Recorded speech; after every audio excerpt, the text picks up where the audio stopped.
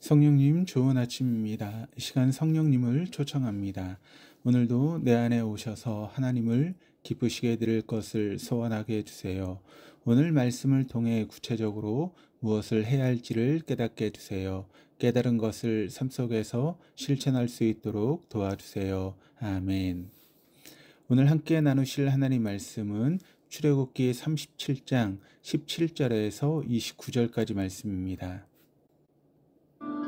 그가 또 순금으로 등잔대를 만들되 그것을 쳐서 만들었으니 그 밑판과 줄기와 잔과 꽃받침과 꽃이 그것과 한 덩이로 되었고 가지 6이 그 곁에서 나왔으니 곧 등잔대의 3가지는 저쪽으로 나왔고 등잔대의 3가지는 이쪽으로 나왔으며 이쪽 가지에 살구꽃 형상의 잔셋과 꽃받침과 꽃이 있고 저쪽 가지에 살구꽃 형상의 잔셋과 꽃받침과 꽃이 있어 등잔대에서 나온 가지 6이 그러하며 등잔대 줄기에는 살구꽃 형상의 잔넷과 꽃받침과 꽃이 있고 등잔대에서 나온 가지 6을 위하여는 꽃받침이 있게 하였으되 2가지 아래에 한 꽃받침이 있어 줄기와 연결하였고 또 2가지 아래에 한 꽃받침이 있어 줄기와 연결하였고 또다시 2가지 아래에 한 꽃받침이 있어 줄기와 연결되게 하였으니 이 꽃받침과 가지들을 줄기와 연결하여 전부를 순금으로 쳐서 만들었으며 등잔 7과 그 불집게와 불똥그릇을 순금으로 만들었으니 등잔대와 그 모든 기구는 순금 1달란트로 만들었더라. 그가 또 조각목으로 분향할 제단을 만들었으니 길이는 1규빗이요 너비도 1규빗이라. 네모가 반듯하고 높이는 2규빗이며 그 뿔들이 제단과 연결되었으며 제단 상면과 전후 좌우면과 그 뿔을 순금으로 싸고 주위에 금테를 둘렀고 그 테 아래 양쪽에 금고리 2를 만들었을 때 곧 그 양쪽에 만들어 제단을 매는 채를 꿰게 하였으며 조각목으로 그 채를 만들어 금으로 쌌으며 거룩한 관유와 향품으로 정결한 향을 만들었을 때 향을 만드는 법대로 하였더라. 오늘 본문은 부사렐이 등잔대와 분향단을 만든 것에 대한 말씀입니다. 먼저 등잔대입니다. 등잔대는 원어로 메노라라고 합니다. 감람유로 빛을 밝히는 기구입니다. 그런데 현재 이 등잔대는 분실되어 존재하지 않는데 로마에 있는 티투스 장군의 개선문에 이 등잔대가 새겨져 있습니다. 주 70년에 로마의 티투스 장군이 예루살렘을 함락한 것을 기념해서 주 81년에 개선문을 만들었는데 이 개선문에 로마 병사들이 예루살렘 성전에서 약탈한 메노라를 메고 가는 모습이 새겨져 있습니다. 성경의 기록만으로는 등잔대가 구체적으로 어떤 모양인지는 알 수 없지만 개선문에 새겨진 모양을 통해서 당시의 등잔대가 어떤 모양이었는지를 추측할 수 있습니다. 이 메노라는 지금도 이스라엘을 대표하는 조형물 중에 하나입니다. 우리나라를 상징하는 문장이 무궁화와 태극이듯이 이스라엘을 상징하는 문장에는 이 등잔대가 그려져 있습니다. 근대 와서 이스라엘이 재건되고 예루살렘의 유적들을 복원하면서 1996년에는 등잔대도 복원해서 예루살렘 시내에 전시해 놓고 있습니다. 이처럼 유대인들은 지금까지도 이 등잔대를 중요하게 여기고 있습니다. 이 등잔대는 오늘 본문의 이스라엘 족속이 출애굽하는 때에 처음으로 만들어졌습니다. 400년 동안 애굽에서 종살이하던 이스라엘 족속을 이끌어내어 언약을 맺고 그들 가운데 거하시기 위해서 성막을 짓고 그 안에 이 등잔대를 두도록 하셨습니다. 그런데 이 등잔대는 단순히 빛만 밝히는 것이 아니라 하나님 말씀에 따라 특유한 모양으로 만들어졌습니다. 그 특유한 모양으로 인해 등잔대는 메시지가 있는 말씀과 같습니다. 17절입니다. 그가 또 순금으로 등잔대를 만들되 그것을 쳐서 만들었으니 그 밑판과 줄기와 장과 꽃받침과 꽃이 그것과 한 덩어리로 되었고 등잔대는 각 부위를 따로 만들어 조립하는 것이 아니라 순금 한 덩어리를 망치로 쳐 늘려서 만들었습니다. 등잔대 전체가 한 덩이로 만들어진 것입니다. 여러 부위를 따로 만들어 결합하거나 금을 녹여 부어 만들면 더 쉽게 만들 수 있는데도 하나님께서 말씀하신 대로 이 한 덩이 금을 쳐서 만들었습니다. 망치로 쳐서 만들면 깎거나 부어서 만드는 것보다 정교하지 못하고 둔탁할 수 있습니다. 그러나 불순물이 들어가거나 다른 재료와 혼합되지 않습니다. 또한 복제할 수도 없습니다. 그렇기 때문에 성막 안에 이 등잔대는 유일무이한 등잔대로 만들어졌습니다. 그리고 이 등잔대는 각 부분이 줄기, 가지, 꽃받침, 꽃으로 이루어져 나무를 형상하고 있습니다. 18절에서 20절입니다.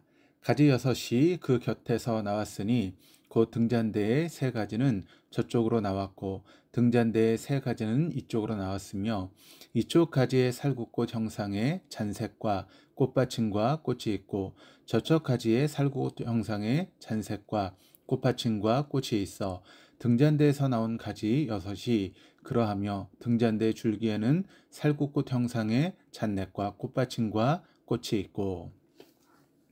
등잔대는 어떤 식물을 모티브로 만들었다라고 하는 것을 알 수 있습니다.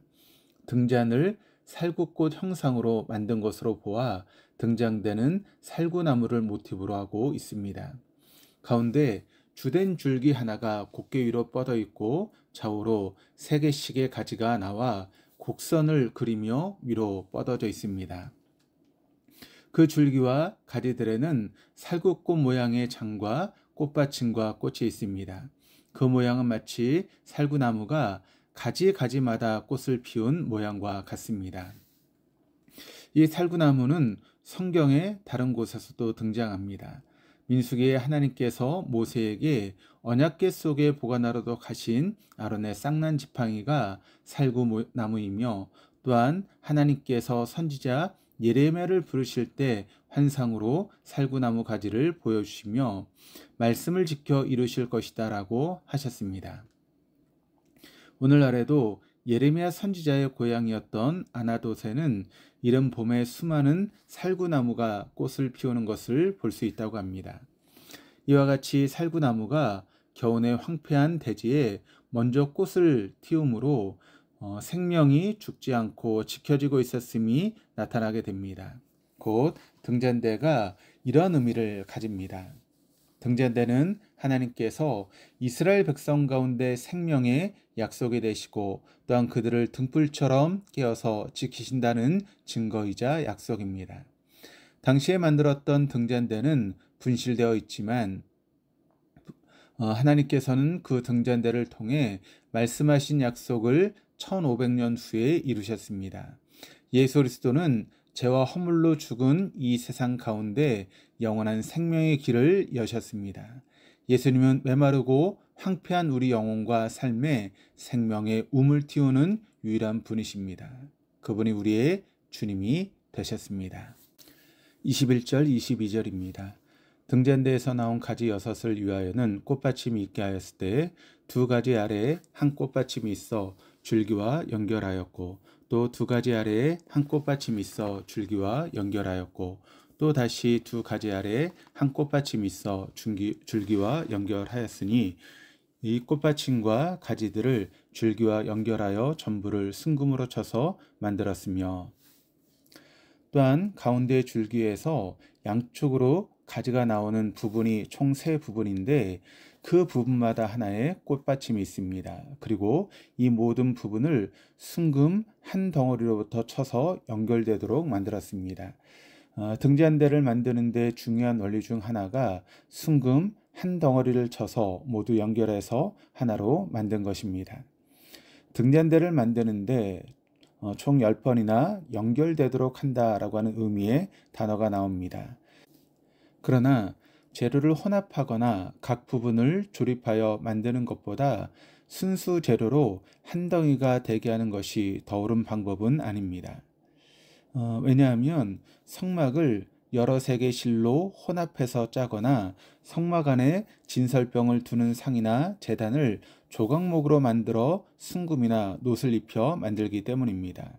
또한 제단과 그 기구들은 놋으로 만들도록 했는데 놋은 구리와 아연 혹은 주석을 섞은 합금입니다.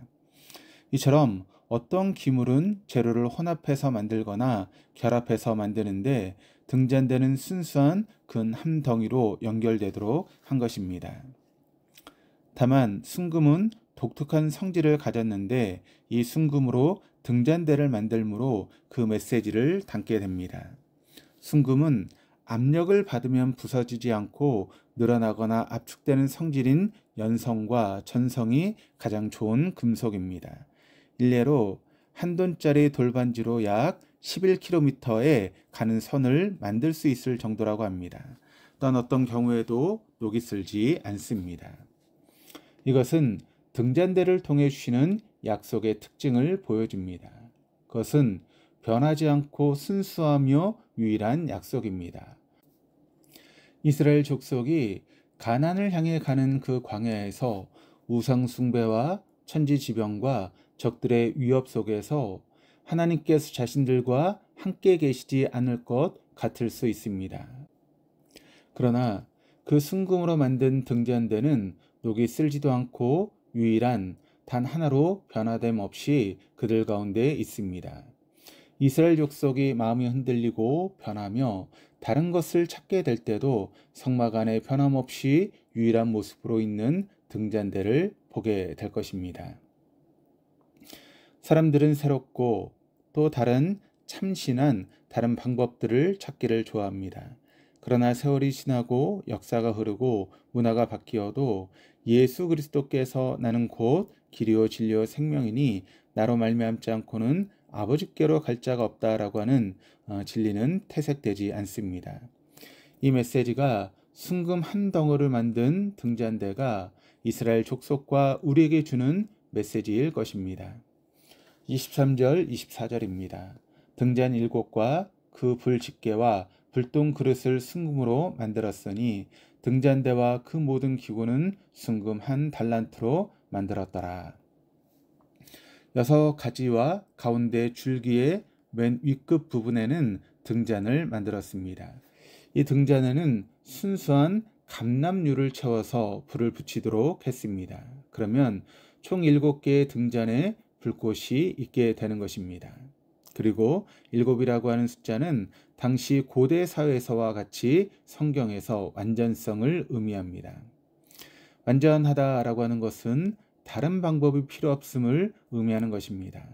이스라엘 족속이 등잔대 외에 다른 것을 등불로 보완하거나 다른 대안을 준비할 필요가 없었습니다. 하나님 안에 있는 생명과 그것을 이루시기까지 지키심은 더할 나위 없이 완전하고 충분합니다. 이것이 등잔대의 7등불이 이스라엘 족속에 주는 메시지입니다. 또한 우리에게는 예수 그리스도께서 이루신 구원만으로 완전하며 충분하다라고 하는 메시지입니다. 25절에서 29절입니다. 그가 또 조각목으로 분향할 제단을 만들었으니 길이는 1규빗, 너비도 1규빗이라. 네모가 반듯하고 높이는 2규빗이며 그 뿔들이 제단과 연결되었으며 제단 상면과 전후 좌우면과 그 뿔을 순금으로 싸고 주위에 금태를 둘렀고 그 태 아래 양쪽에 금고리 둘을 만들었을 때 곧 그 양쪽에 만들어 제단을 매는 채를 꿰게 하였으며 조각목으로 그 채를 만들어 금으로 쌌으며 거룩한 관유와 향품으로 정갈한 향을 만들었을 때 향을 만드는 법대로 하였더라. 그리고 분향단입니다. 분향단은 향을 피우는 제단입니다. 아론은 아침마다 분향단에 향을 올려야 했습니다. 또한 저녁에도 성소 안으로 들어갈 때에 다시 분향단에 향이 꺼지지 않도록 살펴야 했습니다. 아침과 저녁에 2차례씩 분향단과 등불을 규칙적으로 살피게 하셨습니다. 그래서 성막은 등잔대의 빛과 분향단의 향연이 안을 가득 채웠습니다. 등잔대가 하나님 편에 어떤 것을 상징한다면 분향단은 사람 편에서의 어떤 것을 상징합니다. 요한계시록에서는 이 성막 안에서의 분향을 성소의 기도로 표현합니다. 요한계시록 8장 3절 4절입니다. 또 다른 천사가 와서 제단 곁에 서서 금향로를 가지고 많은 향을 받았으니 이는 모든 성도의 기도와 합하여 보좌 앞 금제단에 드리고자 함이라. 향연이 성도의 기도와 함께 천사의 손으로부터 하나님 앞으로 올라가는지라. 그래서 성막 안에는 성도의 기도와 하나님의 약속의 증거가 함께 어우러져 있습니다. 즉 성막은 하나님 말씀과 성도의 기도가 만나는 회막입니다. 하나님의 말씀 앞에 기도로 반응하는 것으로 하나님과의 만남과 교제가 이루어집니다. 하루하루 이 만남을 통해 우리 마음이 새로워지며 삶이 새 가족 부대가 될 것입니다. 다윗은 시편에서 나의 기도가 주의 앞에 분향함과 같이 되며 나의 손 드는 것이 저녁 제사 같게 되게 하소서라고 노래했습니다. 오늘 하루도 말씀 앞에 기도의 분향이 끊이지 않는 하루 될 수 있기를 주님의 이름으로 축복합니다. 기도하시겠습니다. 하나님 아버지 감사합니다. 우리에게 생명을 약속하시고 그 유일한 생명의 길이신 예수 그리스도를 주심을 감사드립니다. 우리가 그 은혜를 알고 깨닫고 변화되어 상과 기도로 주님께 드려지기를 원합니다. 감사드리며 예수 그리스도 이름으로 기도합니다. 아멘.